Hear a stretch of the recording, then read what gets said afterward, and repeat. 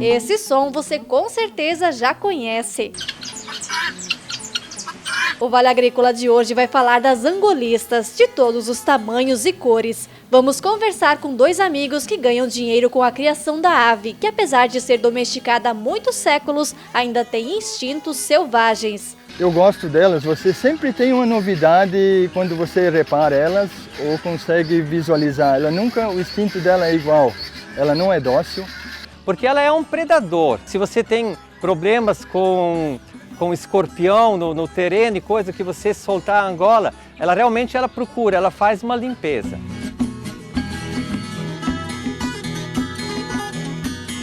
Olá, seja muito bem-vindo a mais um Vale Agrícola, um programa de agricultor para agricultor, mas que também pode inspirar e informar você da cidade. E nesta edição também é destaque. Quanto mais seco, mais chances da lavoura de cebola estar cheinha deste inseto aí. O Trips não apenas raspa a planta, mas também facilita a entrada de doenças. Isso é alta infestação para nós aqui. Principais pragas, né, que mais tiram lucratividade do agricultor, né? A história do agricultor que sofria com o trabalho pesado e com a falta de dinheiro não conseguia comprar um trator. Ele fez uma adaptação na moto com carretinha e hoje vende até para outras pessoas. A mais recente invenção é esta moto pulverizadora. Foi feito do zero, não comprei nada pronto. Tudo que tem aqui fui eu que bolei na minha cabeça e fiz. Não copiei de lugar nenhum, foi algumas noites sem dormir pensando bastante. Estamos em uma biblioteca em um pequeno município do Rio Grande do Sul para contar a história de Francisco Valdomiro Lorenz, agricultor, médico homeopata, um dos primeiros médiuns do Brasil. Escreveu mais de 70 obras e falava mais de 100 idiomas. Ele dedicou a vida dele aos outros. Como uma pessoa que teve muitas outras vidas. Ele veio para fazer isso, para mostrar que tu não precisa de muito para ter uma vida plena e fazer os outros, né, viverem bem, serem felizes. E tem uma alternativa na hora de fazer a polenta para o almoço. A Ronise vai ensinar a fazer ela no micro-ondas e depois recheada com frango e queijo.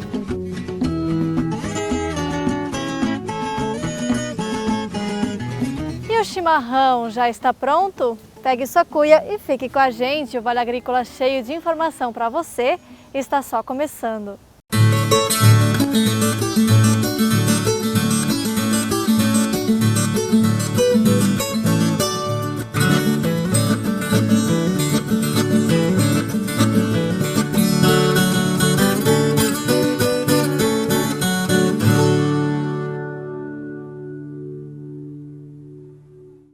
A gente começa a edição de hoje com a criatividade lá em cima. O Jason, que você vai conhecer agora na reportagem, trabalhava com a criação de triciclos a partir de motos e foi desafiado a construir um pulverizador.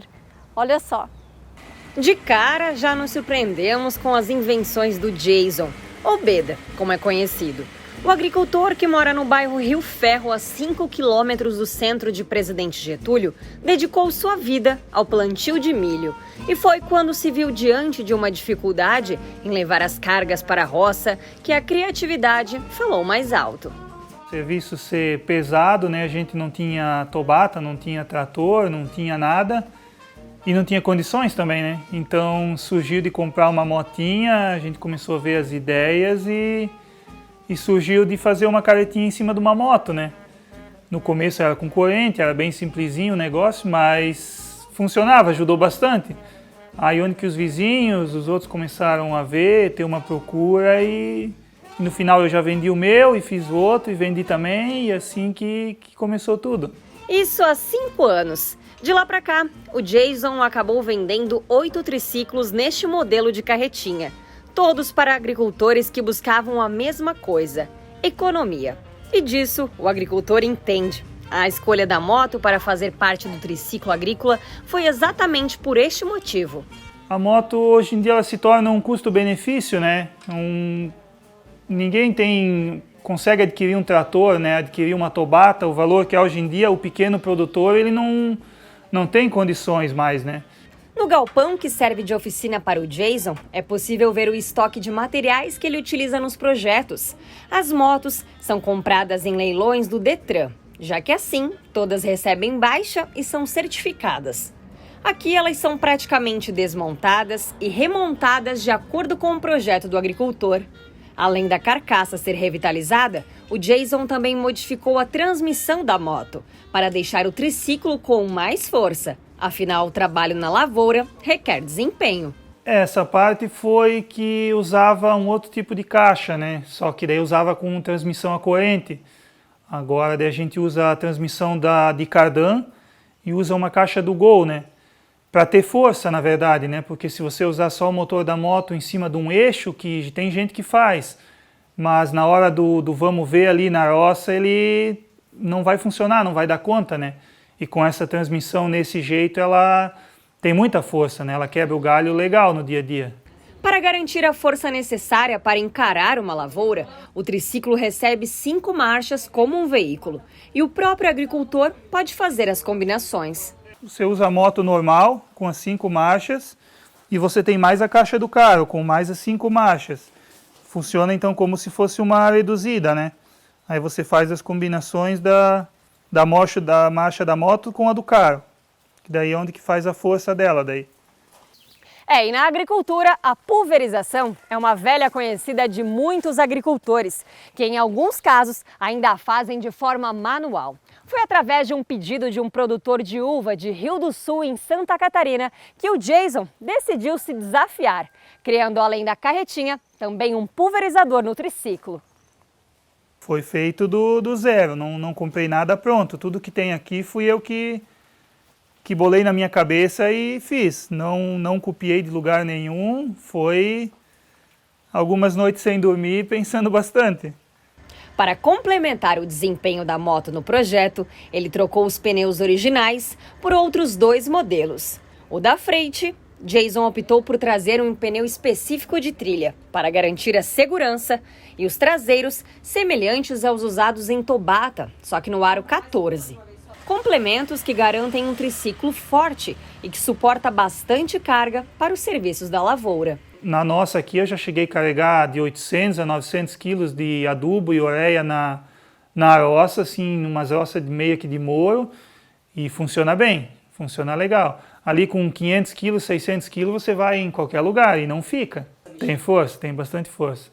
E neste novo projeto, que começou a ser produzido em agosto, os mínimos detalhes foram pensados pelo Jason, que conseguiu de primeira desenvolver um projeto funcional para os agricultores que cultivam também tomate ou frutas em geral. A inspiração veio dos tratores, mas aplicado na realidade de uma moto 150 cilindradas.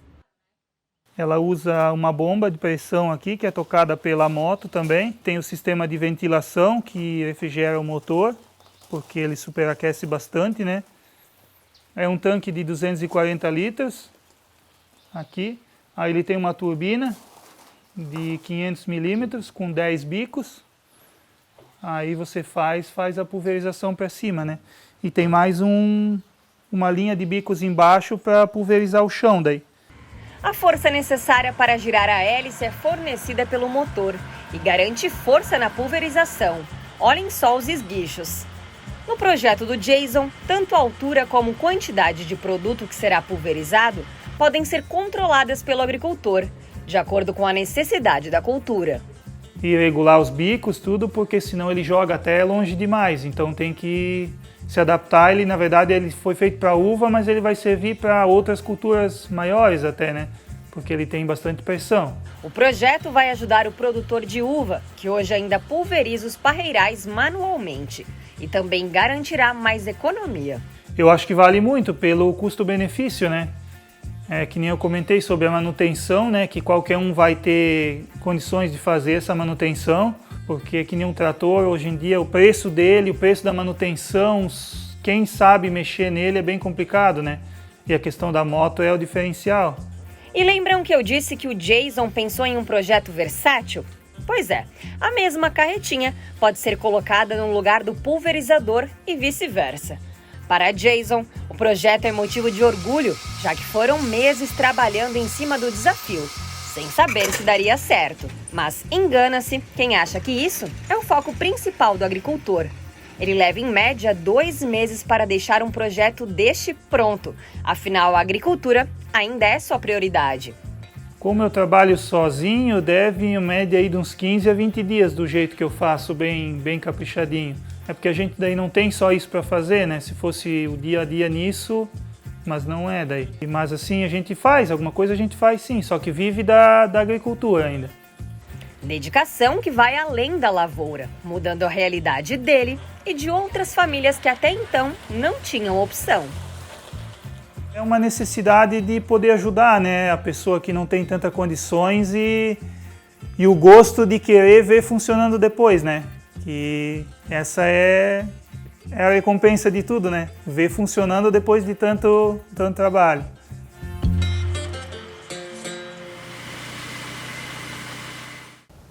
Como a gente já falou aqui no programa, o TRIPS é uma das maiores preocupações dos produtores de cebola. Além da raspagem da folha, que é o efeito visual, o piolho também facilita a entrada de doenças como a virose ou sapeco das folhas. É um problema muito grave para nós. Isso é alta infestação para nós aqui. As principais pragas, né, que mais tiram lucratividade do agricultor, né? As entrevistas que você acaba de ouvir são do Joel, morador do Cerro Negro em Ituporanga, e do Bruno, na Nova Itália, em Aurora. 2 jovens agricultores que nesta época do ano passam mais tempo na lavoura monitorando do que em qualquer outra atividade. O inimigo que eles buscam é pequenininho, o TRIPS. Você às vezes vem para a lavoura, você vem fazer a avaliação dela, você acaba não localizando, né? Você passa por despercebido pelo fato de você não conseguir ver olho nu, né? A tecnologia veio para ajudar. O agricultor tem uma espécie de microscópio acoplado na câmera do celular. E a gente vai nas principais locais onde que a TRIPS costuma atacar mais, que seria nessa fase final, debaixo das folhas, nas dobras, né? Então a gente consegue colocar a lente aqui e consegue ver os danos que o piolho está fazendo, né? Que seria a raspagem da folha, o afinamento da folha, né? E também na parte central da planta, né? Junto ao miolo dela, onde está emitindo sempre folhas novas. Então, os piolhos maiores eles ficam localizados mais na parte de dentro da planta, né? Enquanto você também está vendo que ele depois vai se deslocando para as pontas, né? A família Selhorst viveu uma verdadeira infestação no estágio inicial da planta, quando o clima era mais seco.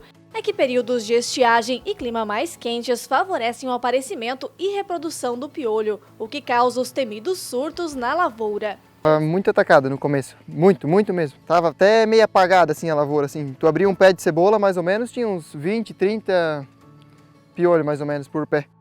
Um dos sinais mais comuns da infestação por piolhos é a raspagem das folhas, mas este é apenas o estágio inicial, já que este machucado pode, por assim dizer, facilitar a entrada de outras doenças. O piolho é o único vetor da virose da cebola, também conhecida como sapeco, que em anos anteriores causou prejuízos milionários na cadeia produtiva. Às vezes a gente vai deixando a desejar, olhando somente essas pragas e vai deixando um pouco a TRIPS de lado, né? E quando o agricultor toma atento, a sua lavoura já está totalmente infestada, né? O controle químico é a ferramenta mais eficaz no combate ao TRIPS e não basta utilizar, é preciso fazer da forma correta. Um dos produtos que chegou ao mercado nas últimas safras tem trazido bons resultados. O Delegate é um inseticida não sistêmico para mais de 70 culturas, entre frutas e hortaliças. É um produto com uma segurança ambiental muito destacada. Então, algumas culturas como cebola, tomate e outras, Delegate tem 1 dia de carência. Então, é um produto muito seguro também para o consumidor do alimento em si. Quando se fala de inseticida, é importante destacar que o uso incorreto pode fazer com que um grupo de piolhos, por exemplo, crie resistência a determinada molécula. O gerente de marketing explica que o uso deve ser sequencial, a partir de 50 dias após o transplante e antes do TRIPS aparecer de preferência.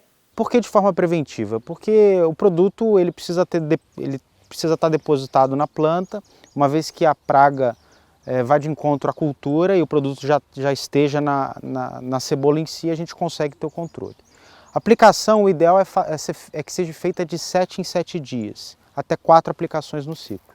E ali a gente procura fazer também sempre o trabalho preventivo, né? Que a partir do momento que você já está correndo atrás dessa praga, você já não consegue mais ultrapassar ela, né? Você não pode deixar a doença, o patógeno se instalar na lavoura, né? Senão já fica complicado de a gente estar tendo um controle eficiente aí, né? Além de segurança ambiental e baixo residual, o produto traz para o mercado mais versatilidade no combate não só ao trips, mas também à lagarta e à minadora. O produto foi testado e aprovado pelo Bruno. 2 dias depois da aplicação a gente veio olhar, a gente já viu que não tinha mais nenhum piolho já, né? Deu para ver que funcionou o produto. A gente aplicou uma vez, agora essa semana não, finalzinho de semana que vem a gente vai aplicar fazer uma aplicação. Para prevenir, daí eu imagino que mais uma aplicação até no final já vai controlar já. Independente de toda a sugestão, de toda a informação que a gente abordou aqui hoje sobre o Delegate, em como aplicar na cultura, os seus intervalos, o seu período de carência, as pragas que ele controla, os benefícios que ele traz para o produtor de cebola, é fundamental que antes de adquirir qualquer insumo agrícola, vocês sempre consultem um engenheiro agrônomo. E apesar de a gente estar falando de agricultores jovens que hoje são o braço direito na sucessão familiar do campo, isso é o que esta nova geração tem. Busca pelo conhecimento para aplicar na prática. E o resultado, cá entre nós, está vindo. E também, do meu ponto de vista, é um excelente produto porque quando você vai instalar outra cultura, que nem a gente faz o milho ou a soja, ele também elimina outros patógenos, né, que vêm como a lagarta, que fica escondido debaixo da palhada, então e principalmente na fase de acamamento, quando a cebola está madurando, que a lagarta corrói muitas das folhas, ele também controla essa praga também. Ainda nesta edição, a criação das angulistas ou galinhas da Angola. Apesar de serem domesticadas há muito tempo, estas aves ainda têm um instinto selvagem. O ninho, quanto mais rústico, melhor. Mas o que chama mesmo a atenção para quem cria é a limpeza ao redor de casa e a característica vigilante. E já no próximo bloco tem a série Nossa História. Um imigrante muito à frente do seu tempo. Francisco Valdomiro Lorenz foi agricultor, professor, homeopata e ainda falava mais de 100 línguas, segundo os registros históricos. Daqui a pouco a gente volta.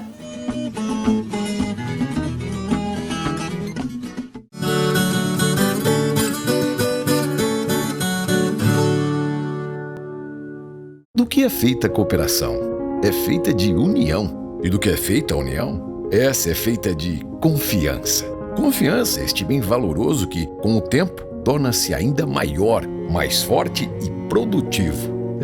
E a gente sabe bem disso, porque já são 50 anos que cultivamos a confiança dos associados, clientes e colaboradores como nosso maior patrimônio.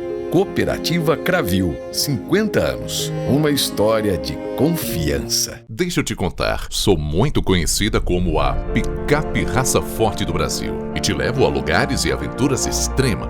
Afinal, com a minha nova suspensão, você vai viver experiências incríveis com muito conforto. Quando você me dirigir, vai concordar e entender por que sou eleita o carro do ano. E aí, está esperando o quê para me conhecer pessoalmente? Te espero para um test drive nas concessionárias Auto Plus Ford. Assinado Ford Ranger.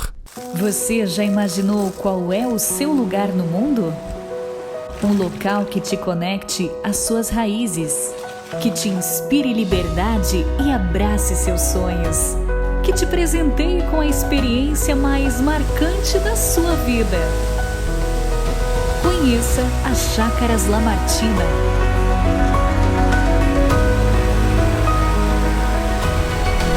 O seu lugar no mundo.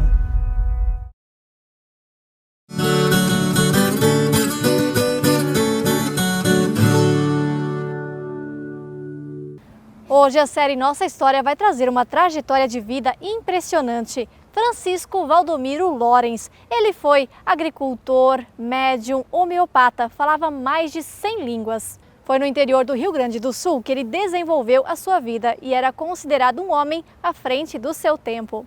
Ele dedicou a vida dele aos outros. Como uma pessoa que teve muitas outras vidas. Ele veio para fazer isso, para mostrar que tu não precisa de muito para ter uma vida plena e fazer os outros, né, viverem bem, serem felizes.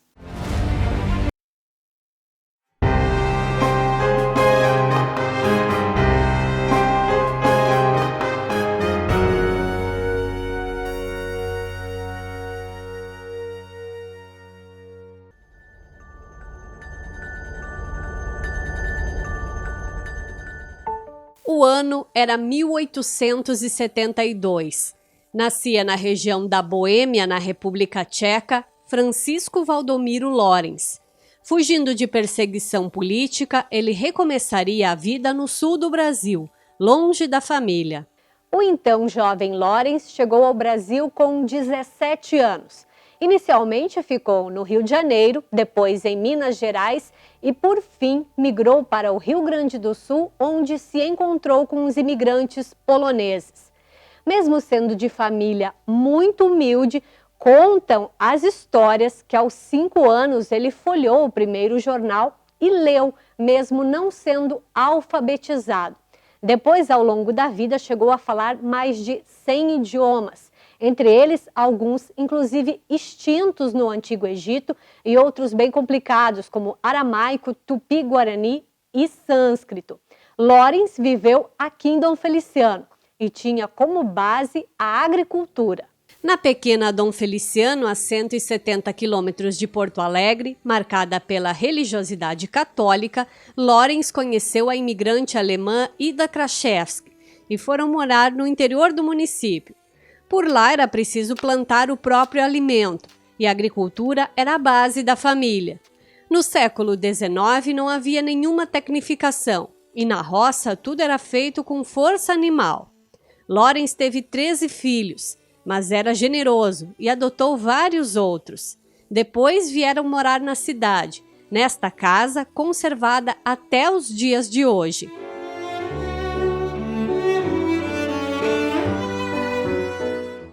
Em Porto Alegre encontramos o seu Lauro, neto de Lorenz. Aos 88 anos de idade, ainda vem na memória as lembranças de quem foi o avô, homem simples e muito generoso, e que dividia o pouco que tinha. Só me disse lá de longe, já vou, não, na praça.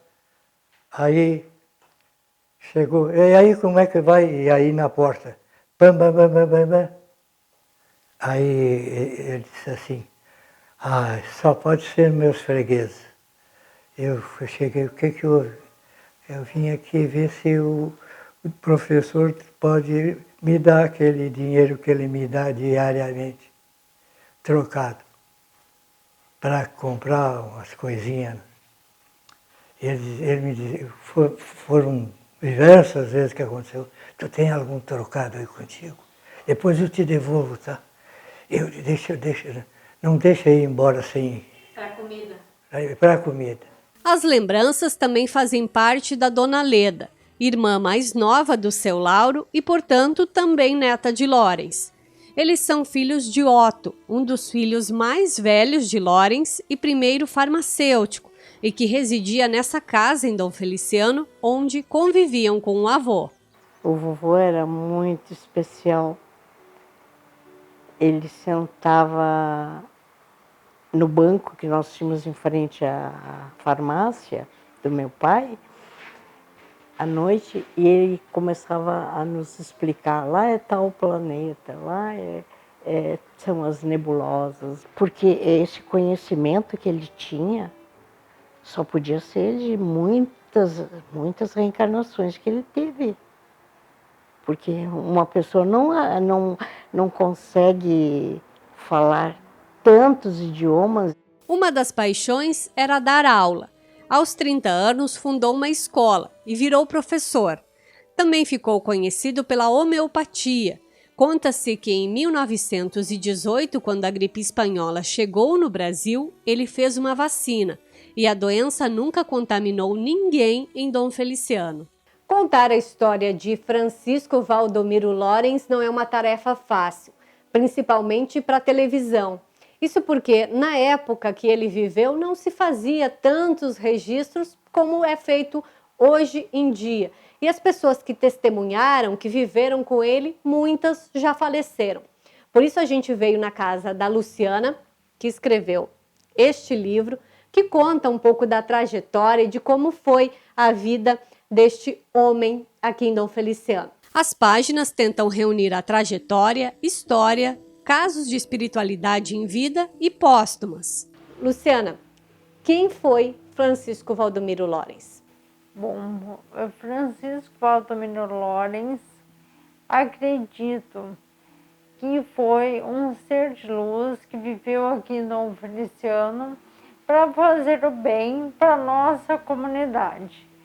Eu escrevi o livro sobre ele para mostrar para a nossa comunidade o quanto ele trabalhou pelo povo daqui, de Dom Feliciano, mesmo ele sendo tcheco.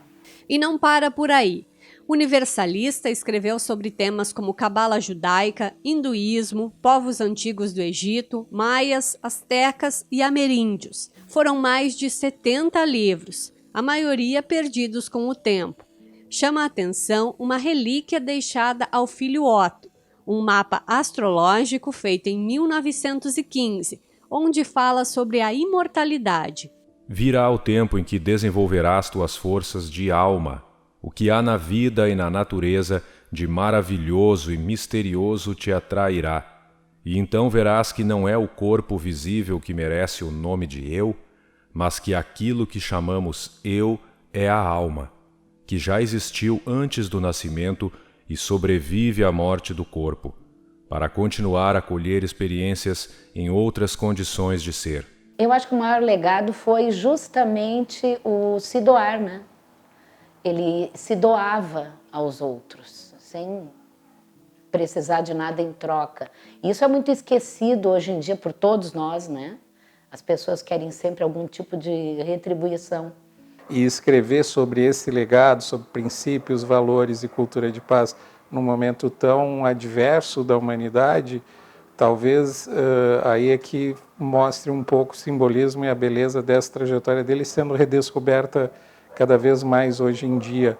2022 também marca os 150 anos de nascimento de Lawrence.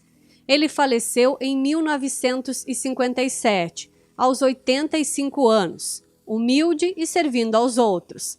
É lembrado em um memorial montado na Casa de Cultura do Imigrante Polonês, em Dom Feliciano, e a cidade também abriga em um jazigo seus restos mortais e de sua primeira esposa.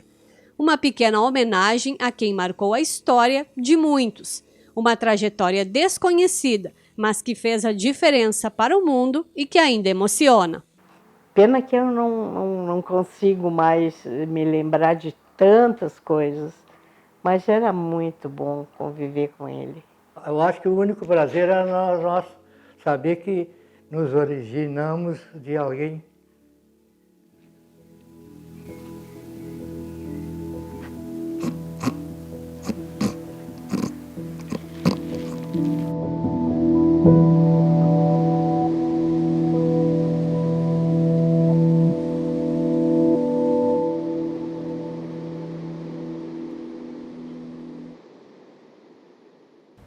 Daqui a pouco a gente volta falando da criação das galinhas da Angola.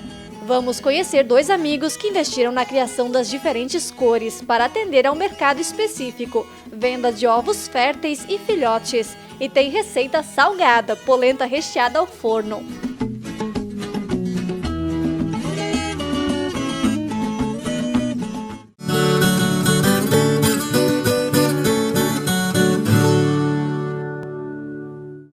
No campo, tem coisas que o tempo não muda, mas tem outras que estão sempre mudando e fazendo crescer a lavoura, o rebanho, a produção.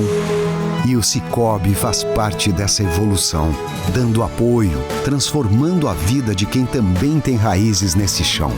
É por isso que cooperar com as mudanças no campo vai ser sempre a nossa maior tradição.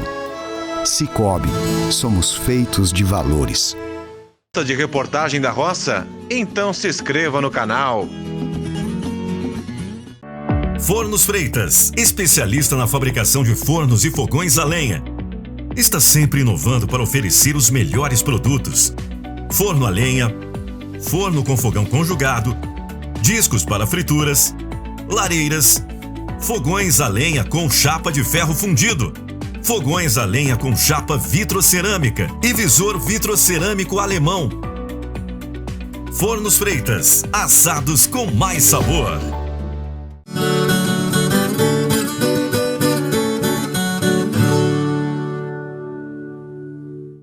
Galinha da Angola. preta, branca, meio azulada, tão grande, quase igual uma galinha. A criação deste bichinho barulhento, arisco, mas que também ajuda a proteger a propriedade, é fonte de renda para 2 amigos do município de Braço do Trombudo, aqui em Santa Catarina. O jeitinho espivitado é característica, é como se estivesse sempre com pressa. Nem tente chegar muito perto de uma dessas. Se sentir acuada, ela vai voar, mesmo que não seja especialista nisso. Agora não tem nada que lembre mais a galinha da Angola do que o seu grito.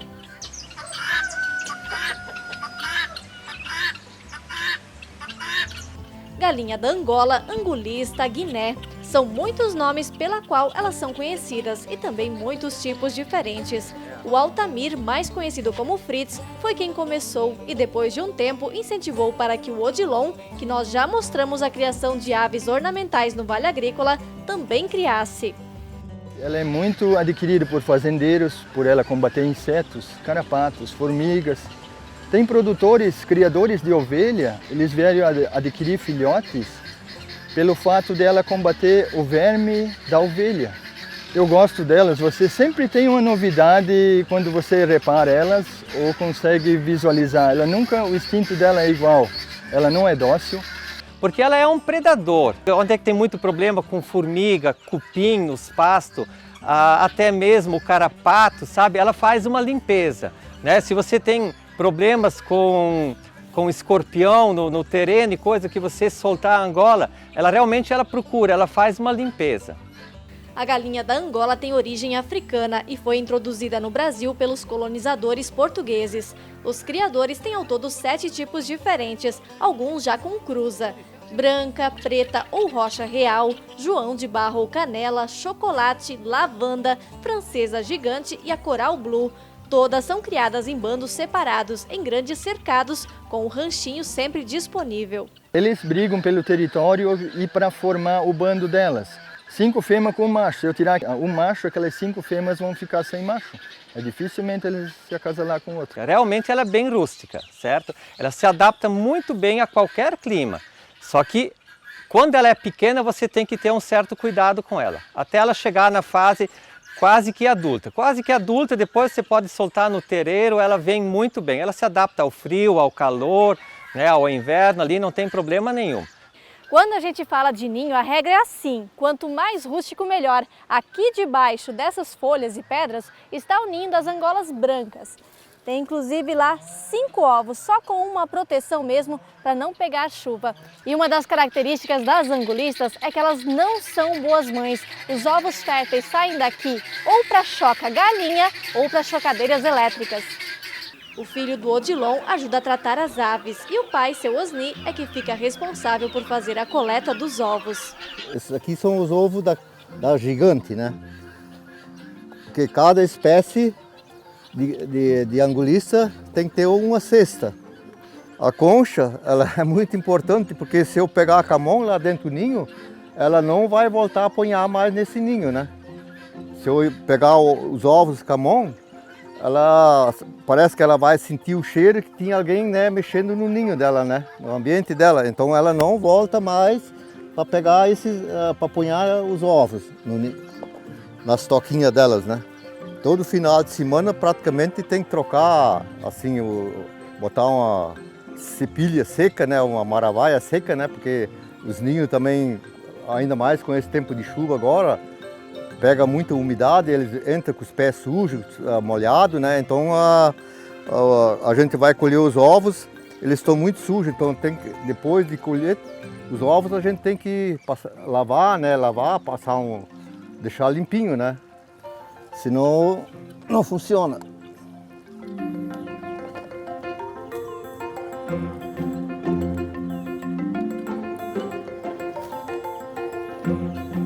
As nossas em específico, elas têm algumas condições e algumas exigências, como por exemplo, elas põem dentro do galinheiro.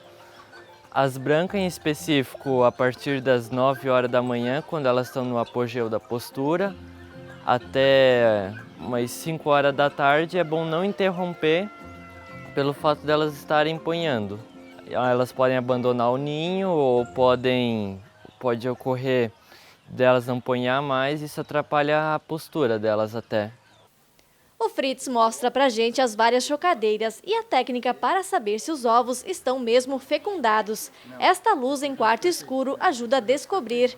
Este, por exemplo, é um ovo que não está fértil e por isso vai ser descartado. Assim que vão passando as semanas, é possível ver já alguns sinais do pintinho. Esse daqui deve descascar nas próximas semanas. A parte mais clara é a bolsa de ar dentro da casca e de vez em quando precisa dar uma ajudinha. Ó, esse aqui é um que não consegue nascer sozinho e a gente tem que ajudar. A gente já sabe, pelo tempo que cria, ele não vai sangrar mais. Tem alguns que você não pode ajudar. Ele vai sangrar, o filhotinho mesmo de outra ave, não só de Angola. Esse aqui vai estar bem formado, mas ele vai estar bem sequinho. Só ele não conseguiu sair sozinho pela casca do ovo da Angola ser muito dura, daí ela não conseguiu sair sozinho. Ó. Mais um que vida aí, ó, como é que nasceu espertinho já. Ó. Mas a ansiedade de quem cria também prejudica. Você abrir uma chocadeira, a umidade vai lá embaixo, daí aquela membrana do ovo aqui, ó, ela acaba secando e ela gruda no pintinho e ele não consegue se virar mais. Por isso é a dificuldade do pintinho nascer. Ele tem que ter umidade relativa para essa membrana da pele ficar úmida também. Olha como é que ela está seca.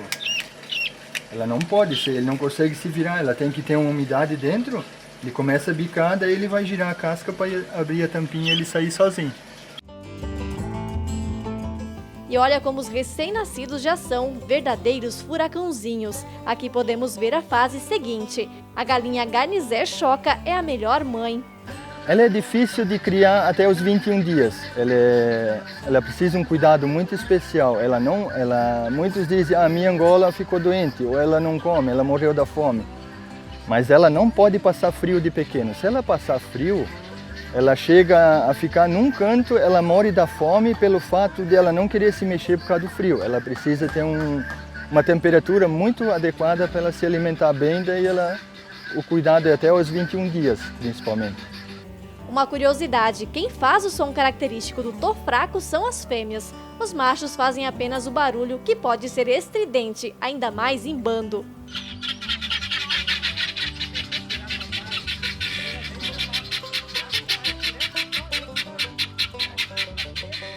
O que é fato é que elas são, além de lindas, excelentes guardiãs da propriedade.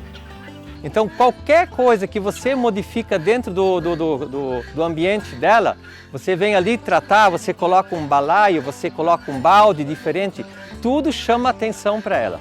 Se chegar alguma pessoa estranha ou algum animal, você pode escutar na filmagem, olha o grito delas, isso é devido que vocês da filmagem, então aqui ela vê que tem pessoas estranhas. Se nós estiver em casa, ela é uma ave bem sossegada, quieta, mas se vem pessoas estranhas, ela já mostra que tem alguém de diferente dentro da propriedade.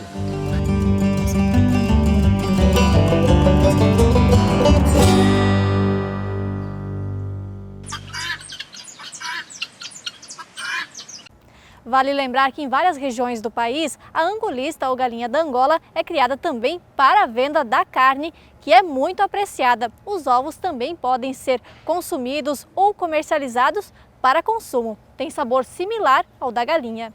Polenta já é bom, recheada e ao forno, melhor ainda. Confira o passo a passo dessa receita.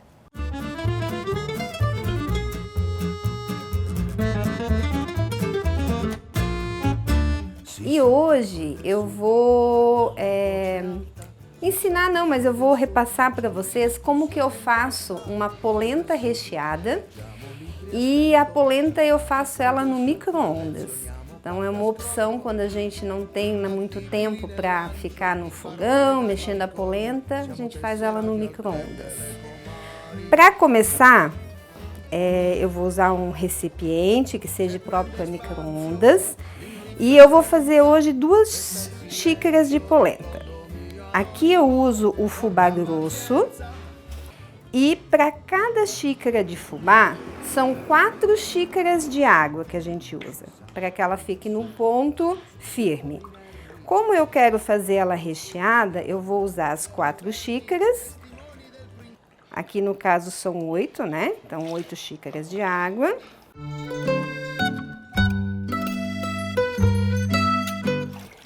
já coloquei as 8 e como eu quero fazer ela recheada, eu quero ela um pouquinho mais molinha, então vou colocar uma xícara a mais. De temperos aqui, eu vou utilizar o sal. O sal é a gosto, né? Aí vai de acordo com o gosto de vocês. E como eu vou rechear ela com frango, eu vou usar um caldinho de frango. E a polenta já fica com saborzinho. Quem não gosta não precisa colocar. E a gente vai colocando de 10 em 10 minutos no micro-ondas e nós vamos mexendo a nossa polenta. 10 minutos e vamos deixar ela ali no micro-ondas. Enquanto a polenta tá no micro-ondas, nós vamos fazer o nosso recheio. Um pouco de óleo, a cebola. A nossa cebola já está começando a dourar, já tá murchinha. E nós vamos acrescentar então o tomate. Tinha sobrado um franguinho, aí eu acabei desfiando um que sobrou e eu vou utilizar ele para fazer a polenta, o molho da polenta. A nossa polenta já disse que deu 10 minutos. Então nós vamos tirar ela aqui e vamos mexer. A água já está quente agora, ela já está começando a cozinhar. Depois de bem mexido, voltamos ela no micro-ondas por mais 10 minutos. A polenta para ficar pronta, como hoje eu fiz 2 xícaras de fubá, vai uns 40 minutos às vezes. Quando é um pouquinho menos de fubá, vai um pouquinho menos de tempo. Isso também depende muito do micro-ondas, né? Da potência do micro-ondas. Então, depois no final a gente vê ali, mas o intervalo que ela precisa ficar é os 10 minutinhos, depois disso precisa mexer. Se não mexer ela, se deixar ela direto ali no micro-ondas, ela vai ficar empelotada, né? Então a gente sempre tem que dar aquela mexida. Mas mexe bem menos do que se ela tivesse aqui no fogão, né? Não tirando o mérito de uma polenta feita no parolo, que com certeza é muito melhor. A opção aqui é porque ela é mais prática para a gente preparar o nosso almoço e fica gostoso também. Então, nós vamos colocar um pouquinho de sal.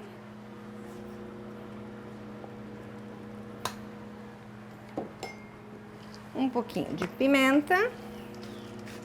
Aqui eu tenho salsa, cebolinha, temperinho verde. E aqui nós vamos fritar uns 5 ovos, mais ou menos, que acho que é o suficiente pra gente. Então, nós fritamos os nossos ovos, que a gente vai usar no recheio depois também. Vamos deixar eles separadinhos aqui do lado. O nosso molho também já está pronto. Então, nós já vamos desligar. E a nossa polenta também já apitou depois de mais 10 minutinhos, né? Vamos ver como ela está. Como eu disse antes, como eu vou fazer ela recheada, eu não quero ela muito dura, muito firme, né? Então, ela já está, ela está no ponto ideal para colocar na travessa e para a gente rechear. Se quiser fazer ela mais firme para servir ela só a polenta, daí bota um pouquinho menos de água. Lembra que eu coloquei uma xícara a mais de água aqui? Para cada xícara de fubá são 4 de água, que eu botei uma xícara a mais. E nós já vamos então montar a nossa polenta. Antes de montar eu vou ligar o forno, porque depois dela montada ela vai ao forno para gratinar. Então já vamos ligar o forno, vamos ligar tudo máximo para ele dar uma boa esquentada, depois a gente regula a temperatura. Nós vamos precisar de uma travessa Magnex ou qualquer outra travessa que possa ir ao forno. E nós vamos colocar metade da polenta na travessa, o nosso molho.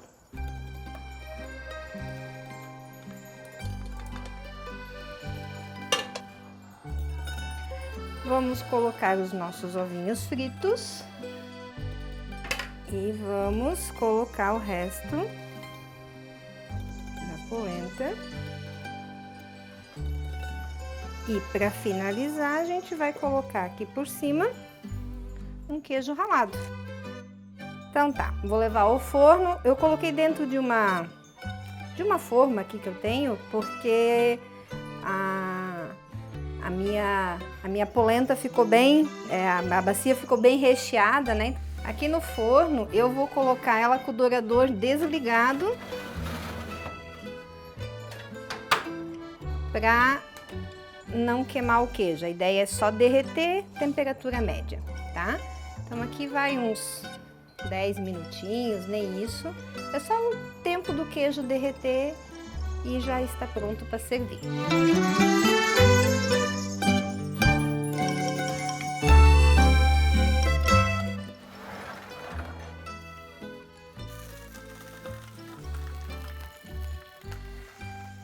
Então, como eu disse antes, né, como eu peguei uma Magnex muito pequena, se eu não tivesse botado a forma, tinha sujado o forno. Então, a forminha embaixo evitou de sujar. Mas tá aí a nossa polenta recheada.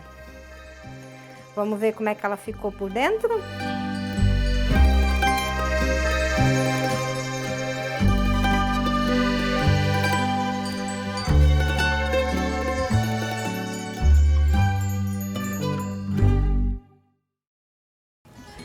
É isso, o programa de hoje está chegando ao fim. Tenha dias produtivos de trabalho. A gente se vê. Até mais.